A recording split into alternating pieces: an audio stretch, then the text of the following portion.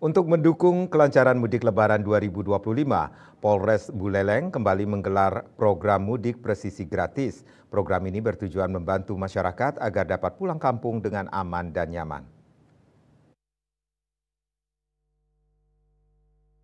Kapolres Buleleng AKBP Ide Bagus Widwan Sutaji menjelaskan bahwa program ini merupakan bagian dari pelayanan Polri kepada masyarakat, khususnya dalam menghadapi lonjakan pemudik jelang Hari Raya Idul Fitri.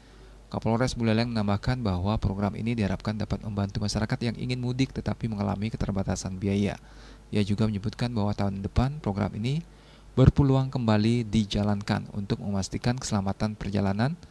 Polres Buleleng melakukan berbagai langkah antisipasi seperti pemeriksaan kesehatan pengemudi, tes urin untuk memastikan bebas narkoba, serta pemeriksaan kelayakan kendaraan.